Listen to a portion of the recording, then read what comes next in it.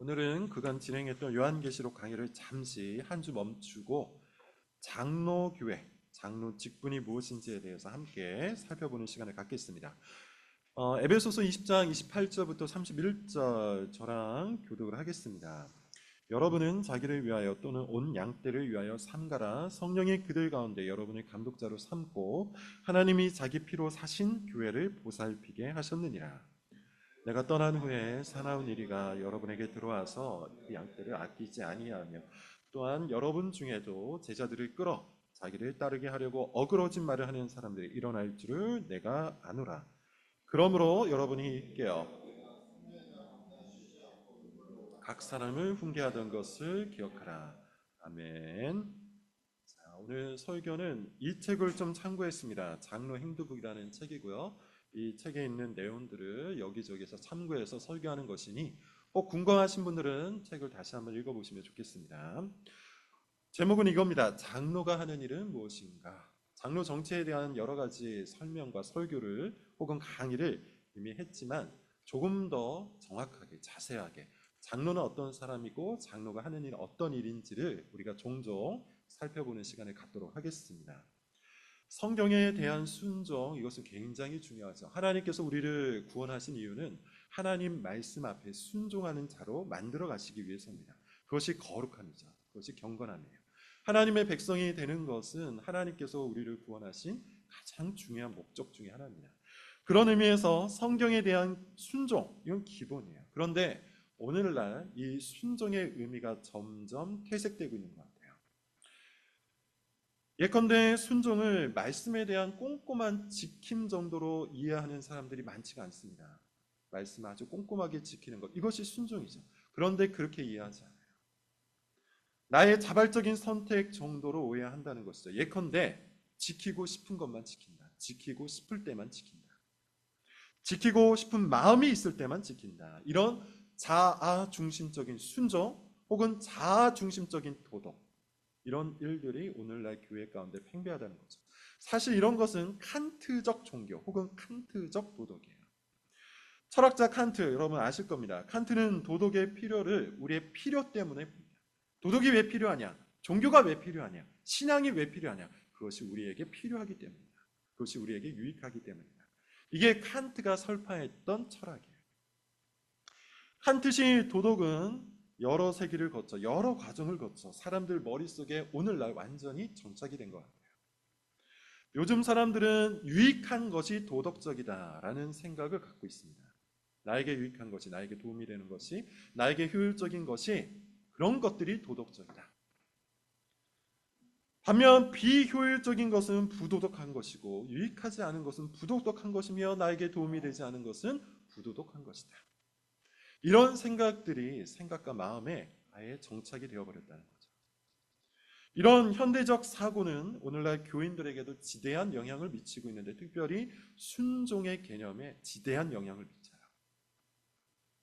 그리스도인이 성경에 순종하는 것은 아주 간단합니다. 그게 주님의 법이기 때문이죠. 그것이 나에게 유익이 돼. 그것이 나에게 효율적이기 때문에. 이런 것을 따지지 않고 그것이 하나님의 말씀이기 때문에, 그것이 주님의 법이기 때문에 그저 우리는 지켜나가는 겁니다. 그래서 모든 말씀들을 내가 취사 선택하는 것이 아니라 꼼꼼하게 적용하기 위해서 애를 쓰는 것, 이것이 순종의 개념이에요.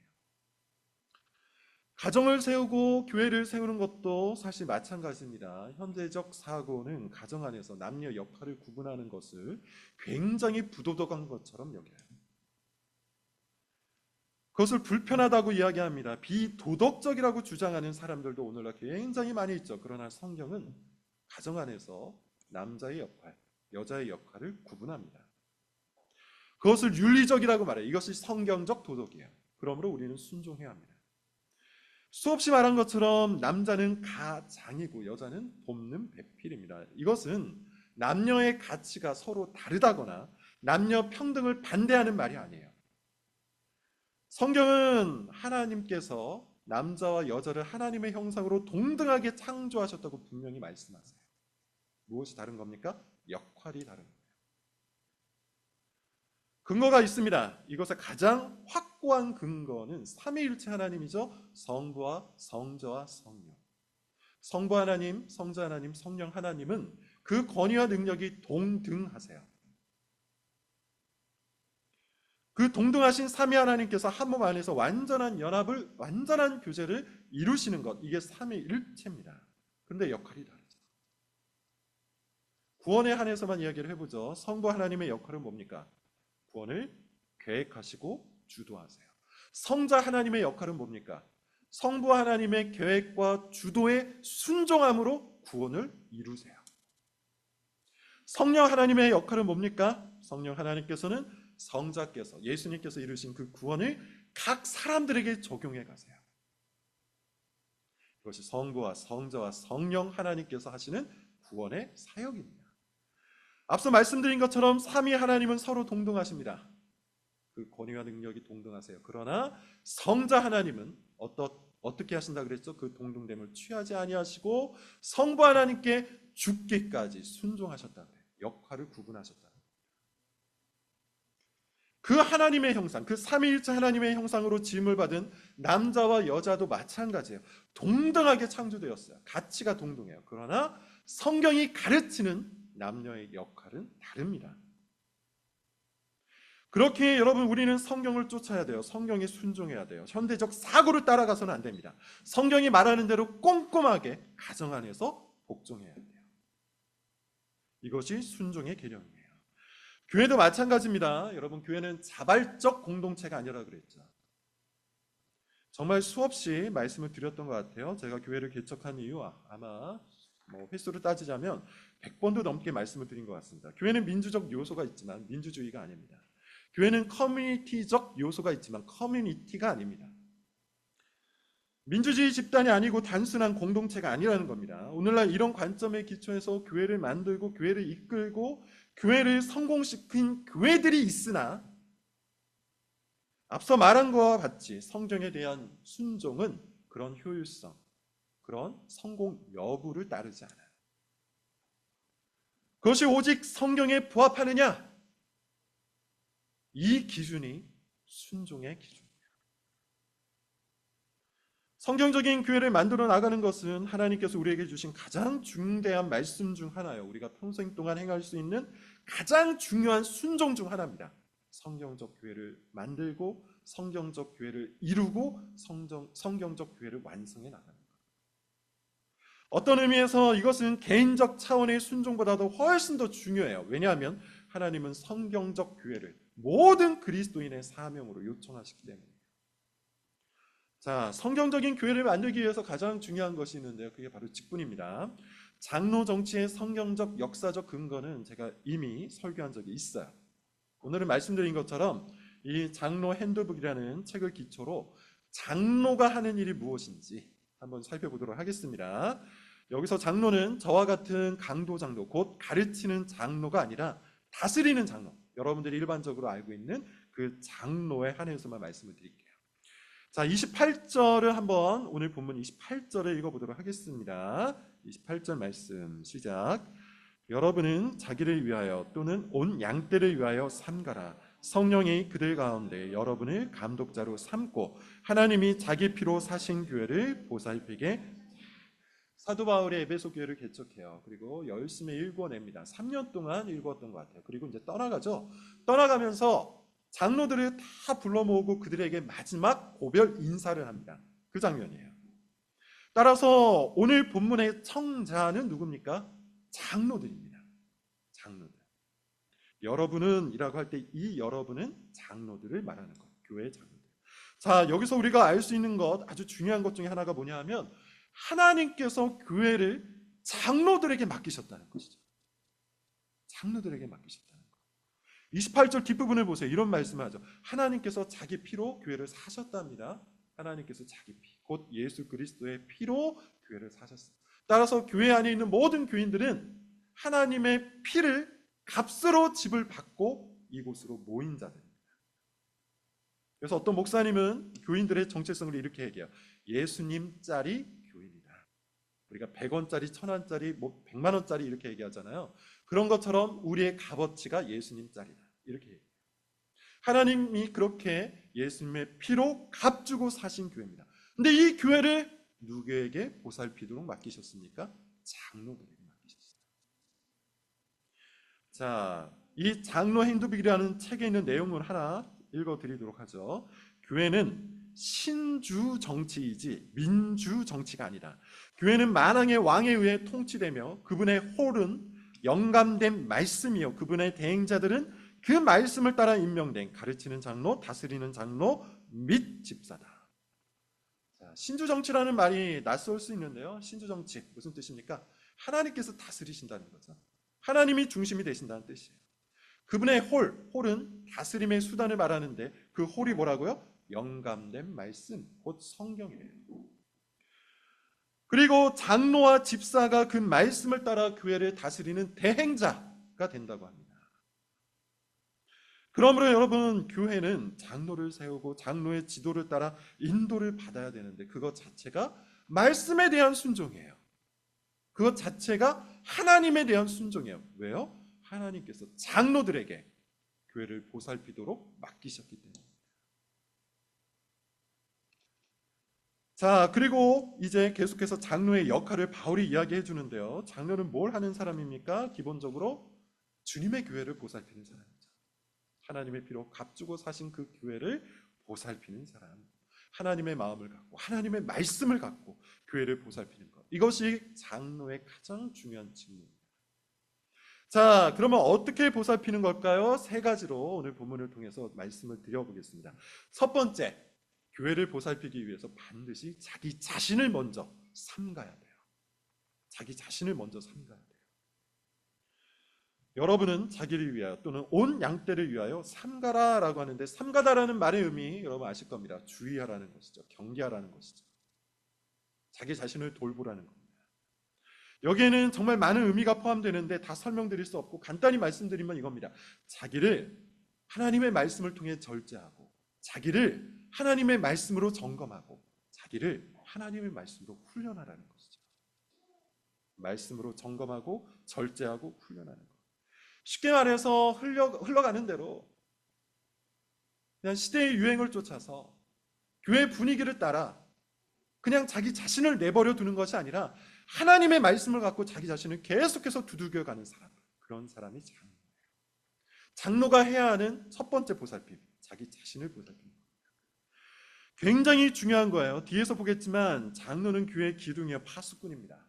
장로는 교회의 기둥이 되고 교회의 파수꾼이 되어서 세속주의를 경계하고 거짓 교리를 막아내는 방파제의 역할을 해야 돼요. 그런 장로가 세속주의에 휩쓸린다면, 그런 장로가 거짓 교훈에 빠져든다면 그 교회가 어떻게 될까요? 실제로 이런 교회들이 여러분 꽤 있습니다. 장로가 앞장서서 세속주의를 교회로 끌고 들어오는 경우가 얼마나 많은지 몰라요. 장로가 앞장서서 교회를 사람 중심적인 교회로 만들어가려고 하는 교회도 얼마나 많은지 모릅니다. 어떤 교회는 장로가 이단에 빠져서 교인들을 이단으로 끌고 가기도 하죠. 장로는 교회의 기둥이요 교회의 파수꾼인데 장로가 이와 같은 세속주의와 이단에 빠져든다면 그 교회는 필연적으로 망할 수밖에 없어요. 그렇게 장로는 자기 자신을 삼갈 줄 알아야 돼요. 자기 자신을 보살필 줄 알아야 돼요. 무엇으로? 말씀으로. 이 책은 자신을 위해 그다지 높은 목표들을 세우지 않는 장로는 아마 교회를 위해서도 별로 높은 목표들을 세우지 않을 것이다, 이런 이야기를 합니다. 다시 말하면 장로는 자신의 신앙에 대해서 아주 높은 기준을 가지고 있어야 돼요. 자신의 믿음에 대해서 성경적 기준에 맞추어 계속해서 성장시켜 나갈 필요가 있다는 겁니다. 그것이 교회를 향한 높은 목표를 갖는 것과 같은 의미라는 것이죠.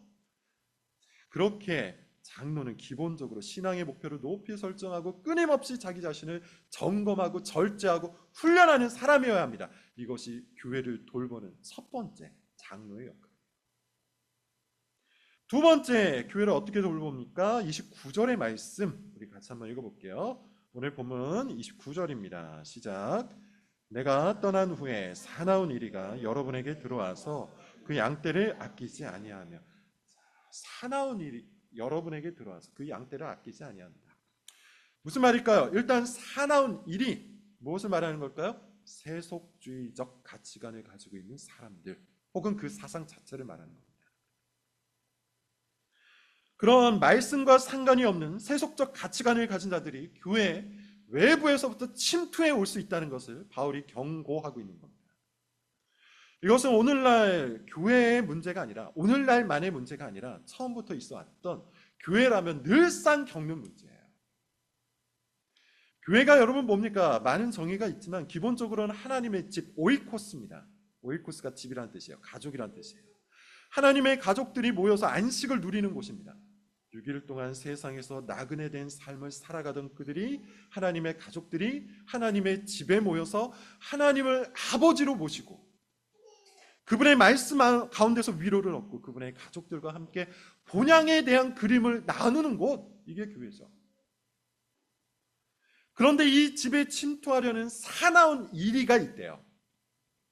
하나님의 집에 들어와서 하나님의 가족들을 세속적인 가치로 물들이고 미혹하려는 자들, 그런 사상들이 있다는 겁니다. 세속주의의 끊임없는 침투는 앞서 말씀드린 것처럼 역사적인 겁니다. 오늘날만의 문제가 아니야. 현대적인 문제가 아니라는 겁니다. 교회는 온갖 핍박과 박해를 받고 위협과 협박을 받아왔지만 사실 그런 박해와 위협은 교회의 진정한 위기는 아니었어요. 교회의 진정한 위기는 항상 세속주의의 침투였습니다. 예컨대 초대의 교회는 엄청난 박해를 받았죠. 역사를 좀 아시는 분들은 다 아실 거예요. 로마 정부는 기독교를 말살하기 위해서 정말 각종 악행을 저질렀어요. 수많은 교인들이 로마 정부에 의해서 십자가형, 화형, 그리고 그 외에 많은 박해를 받아왔습니다. 그래서 카타콤이라는 지하 동굴을 만들어 그곳에서 평생을 살아가기도 했죠. 그러나 이런 박해와 위협은 교회를 위기에 빠져들게 하지 못했습니다. 오히려 교회의 생명력을 더 불타오르게 했어요. 복음이 더 강력하게 역사했습니다. 위기는 언제 발생했습니까? 로마 정부가 교회를 인정하고 로마 정부가 기독교를 국교로 삼기 시작하면서, 소위 말해서 교회가 콘스탄티누스화 되면서 위기에 빠져들기 시작하죠. 콘스탄티누스화, 이게 무슨 말입니까? 교회가 세속 정부의 지원을 받으면서 어느덧 세속 정부의 일원이 되었을 때, 세속주의의 일원이 되어버렸을 때 교회의 진정한 위기가 시작되었다는 거예요. 교회의 규모는 커졌습니다. 교회는 안전해졌습니다. 그래서 많은 교회의 교인들이 찾아왔습니다. 교회가 아주 크게 성장했어요. 그러나 교회가 교회됨을 잃어버렸습니다. 왜요? 교회가 세상을 닮아버렸기 때문에. 이게 세속주의예요. 교회가 사람 중심적인 가치관에 사로잡혀버렸기 때문에 타락을 해버렸다는 것이죠. 여러분, 이것은 초대교회, 중세교회만의 문제가 아닙니다. 근대교회, 현대교회에서도 비슷한 일들이 계속해서 있어 왔어요. 제국주의와 한편이 되었던 교회 기억하실 겁니다. 히틀러에게 찬동했던 독일의 교회 기억하실 거예요. 공산국가의 통제를 받았던 관치교회, 자본주의와 민주주의에 잠식되었던 그 수많은 세속적인 교회, 바로 그거예요. 세속주의는 하나님의 양들을 아끼지 않아요. 왜냐하면 세속주의 사상은 하나님의 양들을 천국에 이끄는 것에, 천국으로 이끄는 것에 아무런 관심이 없기 때문이에요. 세속주의자들은 그들의 영혼이 구원받는 것에도 큰 관심이 없습니다. 그들의 믿음이 참된 것인지 구원받을 만한 진정한 믿음인지를 가리는 것에도 별 관심이 없어요. 세속주의의 관심은 교회와 세상을 비슷하게 만드는 겁니다. 교회 다니는 사람들을, 교회에 찾아온 불신자들을 불편하지 않게 만드는 겁니다. 그것이 세속주의예요. 세속주의에 물든 사람들이 교회를 장악할 때 교회는 필연적으로 타락을 하죠. 그러므로 장로의 역할이 뭡니까? 이 사나운 이리가 교회 가운데 찾아올 때 이것을 분별할 줄 알아야 되죠. 세속주의가 교회에 침투하여서 교인들의 사상, 교인들의 신앙을 좀먹을 때 그것을 발견할 줄 알아야 돼요. 하나님의 백성을 진정으로 아끼는 일이 뭘까요? 그들이 원하는 것을 다 들어주는 걸까요? 그들의 필요를 모두 다 받아주는 걸까요? 그들이 하는 것을 그냥 그대로 다 인정해 주는 걸까요? 하나님의 백성을 진정으로 아끼는 것을 그들을 세속주의의 유혹에서 보호하는 겁니다. 그들을 세속주의의 침투에서부터 돌보는 겁니다. 거짓된 사상과 교리, 세속주의에 사로잡혀 있었던 그 모든 것들로부터 그들을 보호하고, 사람들이 좋아할 만한 달콤한 신앙에서 보호하고, 사람 중심적인 가치관에서 그들을 보호하는 거예요. 그렇게 이 책 장로 핸드북이라는 책에서 장로가 해야 할 아주 중요한 직무 중 하나로 교리를 공부하는 것, 교리를 갖고 가르치는 것, 교리를 통해 교인들을 보살피는 것, 이것을 말하는 것. 장로는 교인들을 보살펴야 한다고 계속 말씀드렸는데 무엇을 돌보고 무엇을 살피는 겁니까? 그들의 믿음을 돌보고 그들의 믿음을 살피는 거잖아요. 그러기 위해 장로는 당연히 뭘 알아야 되죠? 믿음이 뭔지 알아야 돼요. 믿음의 본질이 무엇인지 알아야 돼요. 믿음은 단순히 마음가짐이 아니에요. 믿음은 단순히 개인적인 결단이 아니에요. 믿음은 정확한 지식을 신뢰로 받아들이는 마음이에요. 그러므로 장로는 교인이 정확한 지식, 곧 하나님의 말씀을 참된 신뢰로 받아들이고 있는지를 살피고 돌봐야 하는 것이죠. 혹시 그가 세속주의에 사로잡혀서 거짓 확신을 붙들고 있는 것은 아닌지, 잘못된 믿음에 빠져서 믿음의 길을 이탈하고 있는 것은 아닌지 보살펴야 한다는 겁니다. 장로는 교회를 세속주의, 이 모든 거짓 사상으로부터 보호하고 교인의 믿음을 보살필 줄 알아야 돼요. 세 번째, 장로는 어떻게 교인들을 보살펴야 할까요? 30절을 같이 한번 읽어볼게요. 30절 말씀입니다. 같이 읽어보겠습니다. 시작. 또한 여러분 중에도 제자들을 끌어 자기를 따르게 하려고 어그러진 말을 하는 사람들이 일어날 줄을. 29절 말씀은 외부로부터의 침투였죠. 사나운 이리가 침투합니다. 이렇게 가르쳤어요. 이렇게 경고했어요. 30절은 뭡니까? 여러분 중에서도, 내부에서부터 그런 자들이 일어날 수 있다고 경고하고 있어요. 교회 안에서 일어나는 교리의 왜곡, 말씀의 왜곡, 이것도 타락의 아주 커다란 원인이라는 겁니다. 여러분 중에도 라고 하죠. 여러분, 누구라고 했죠? 장로. 너희 장로 중에도, 여기서 말하는 이 감독자들, 여기서 말하는 그 장로는 특별히 강도 장로라기보다 칠이 장로, 우리가 알고 있는 일반적인 장로라고 했어요. 그들 중에도 교리를 왜곡하고 말씀을 변질시키는 사람들이 있다, 이렇게 얘기하고 있습니다. 왜 그들이 말씀을 왜곡시킨다고 하죠? 왜 어그러진 말을 한다고 하죠? 어그러진 말을 하는 이유, 제자들을 끌어 자기를 따르게 하려고, 제자들을 끌어 자기를 따르게 하려고, 인기를 끌려고, 사람들에게 어필하려고, 사람들에게 좋게 보이려고 말씀을 왜곡하는 자들이 교회 중에, 장로 중에 나타난다고 경고하고 있는 겁니다. 이 책 장로 핸드북에서는 이 부분에 대해서 이런 말을 해요. 비록 교회는 그리스도께서 말씀을 통하여 수립해 놓으신 직분을 충원하기 위해 복통 선거의 방법을 사용하나, 투표의 방법을 쓴다는 것이죠. 어디까지나 신주 정치이지 민주 정치가 아니다. 장로로서 당신은 회중을 대표하고 있는 것도 아니며 또한 회중에게 신세를 지고 있는 것도 아니다. 장로단은 성경에 입각해서 판단을 내려야 하고, 성경은 그 교파의 신앙 고백들과 교회 헌법이 정당하게 인정하는 바에 따라서 해석되어야 한다. 당신은 회중의 생각에 민감해야 하지만 교회를 다스릴 때는 보편적인 의견이나 일반적인 투표에 의존하는 것이 아니다. 장로는 오직 말씀을 따라 다스리는 것이다. 사실 여러분, 민주주의는 인기가 전부죠. 민주주의에 대해서 이런저런 이야기를 하지만 결국에 핵심은 뭐죠? 사람들의 인기를 모아서 표를 획득하는 거예요. 이게 민주주의의 핵심이에요. 누군가에게 얼마나 지지를 받느냐, 그것이 민주주의에서 가장 중요합니다. 그래서 여러분, 정치인들은 인기를 모으기 위해서 사람들의 의견을 청취하고요, 그 의견을 정책에 반영하고요, 그것을 따라서 인기를 얻고 표를 획득하죠. 이게 정치인들의 활동이에요. 민주주의의 기본 원리는 철저하게 이와 같이 사람 중심, 개인 중심입니다. 그러나 교회는 그렇지 않아요. 교회는 사람 중심이 아니라 하나님 중심입니다. 교회는 사람의 의견 중심이 아니라 말씀 중심이에요. 교회는 사람의 필요가 중심이 아니라 하나님의 영광이 중심이에요. 그렇게 장로는 사람들의 의견이 아니라 하나님의 말씀에 더욱 귀를 기울여야 하는 것이죠. 이 책이 말하듯 회중을 대표한다는 생각, 회중에게 신세를 졌다는 그런 생각은 장로에게 합당하지 않습니다. 하나님의 말씀으로 교인들을 보살핀다는 생각에 온전히 사로잡혀 있어야 돼요. 오직 주의 말씀으로. 그러나 안타깝게도 바울이 경고하듯 예고하듯 장로 중 일부는 사람들이 전부예요. 사람 중심적이에요. 제자들을 끌어서 자기를 따르게 하는 것이 목적이에요.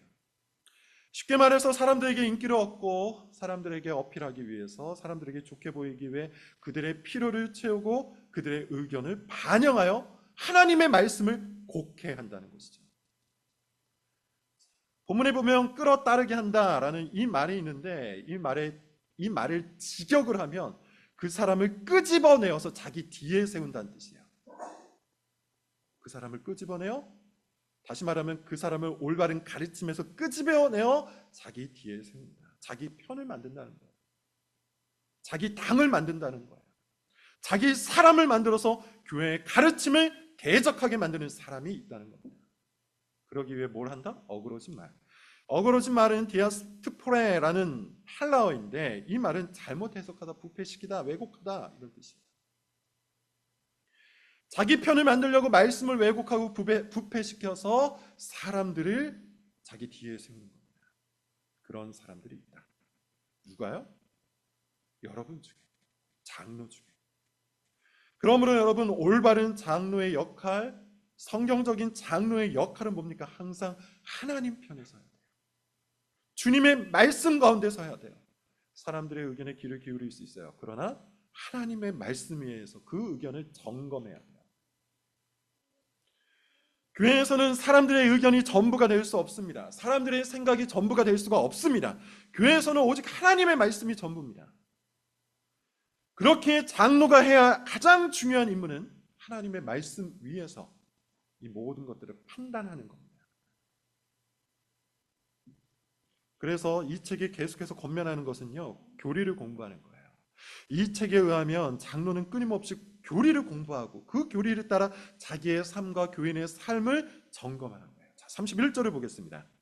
오늘 본문 마지막 말씀 31절 같이 읽겠습니다. 시작.